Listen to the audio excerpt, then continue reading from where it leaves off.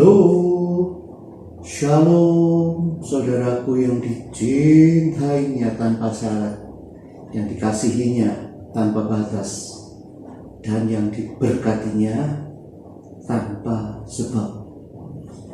Tahukah saudara, kebenaran Injil tidak bergantung padamu percaya atau tidak.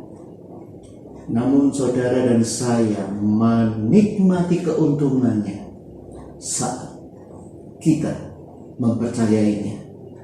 Contoh, jika saudara percaya Yesus telah mengampunimu, maka saudara akan menikmati pengampunannya. Yang berarti di dalam Kristus kita sudah kudus, suci, sudah berkenan, dan sudah dilayakkan selamanya. Dengan demikian membuatmu tidak perlu merasakan tekanan untuk membuat dirimu kudus supaya dapat diterima Allah. Iman tidak memaksa Tuhan untuk mengampuni kita atau menguduskan kita. Iman tidak membuat Tuhan melakukan sesuatu untukmu dan untukku.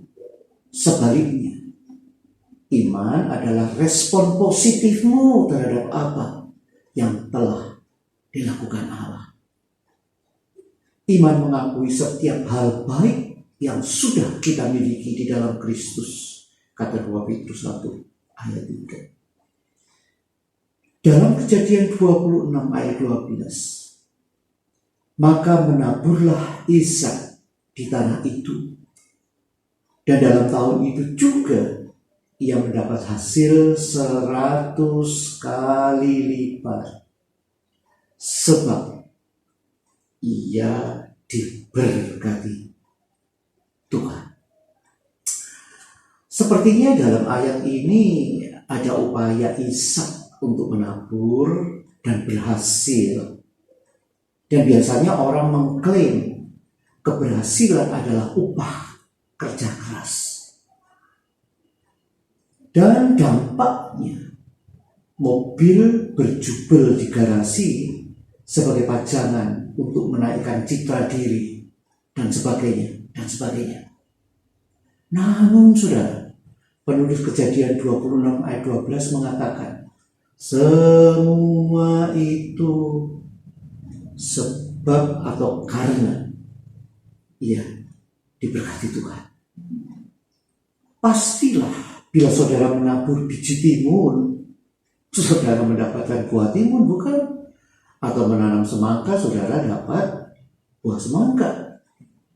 Demikian bila saudara menabur benih persahabatan, saudara mendapatkan teman. Nah, itu berarti jika secara alami saudara menerima apa yang saudara tabur, maka berapa banyak yang saudara akan menerima dalam alam supernatural ketika Tuhan memberkatimu. Alkitab mengatakan kepada kita ketika Ishak menabur, ia menuai 100 kali lipat meskipun ada kelaparan di negeri itu. Kejadian 26 ayat 1. Kenapa? Karena Tuhan memberkatinya. Nah, makanya keuntungannya jika saudara percaya Tuhan membuat terobosan di daerah tertentu di hidupmu, menaburlah di area tersebut.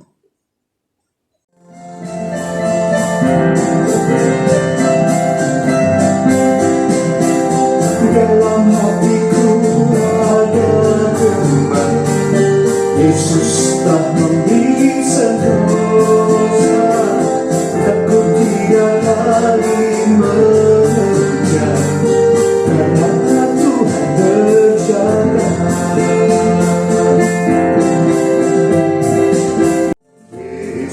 Yesus Tuhan, nama yang merdu,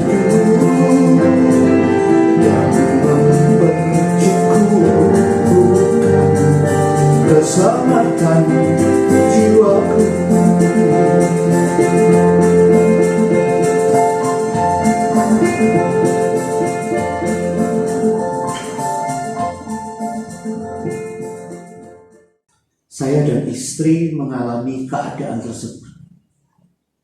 Waktu pelayanan kami di Desa Simo dan Pilang Kenceng Karangjati di Caruban, semua perhiasan bawaan kami menikah habis untuk keperluan pelayanan tersebut di tahun 78-an.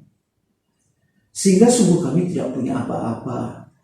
Bahkan hampir semua orang yang pernah kenal, apalagi keluarga, mencibir kami sebagai si miskin.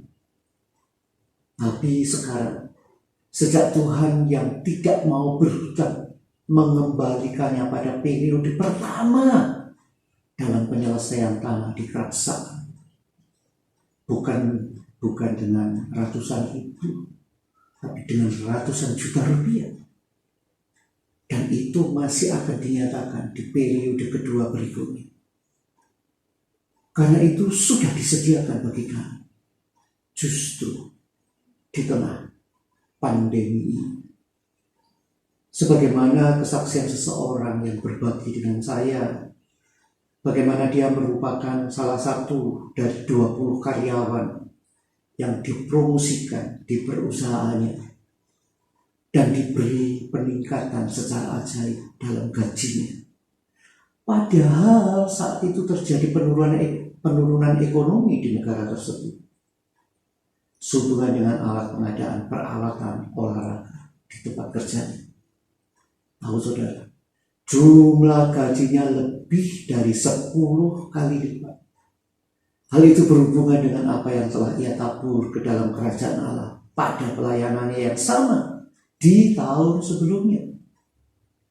Ini hanya bisa terjadi karena Tuhan memberkatinya dan dia dapat melakukan jauh lebih banyak daripada yang kita doakan atau pikirkan. Efesus 3:20.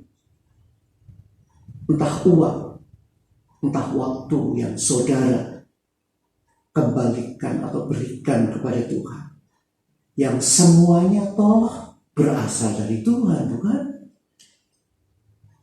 Dia tidak mau engkau stagnan dengan apa yang dia berikan. Dia akan mengalihkan untuk kembali kepada.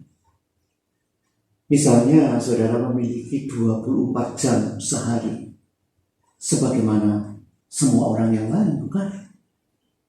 Tetapi Tuhan dapat membuat harimu sangat bermanfaat. Amin.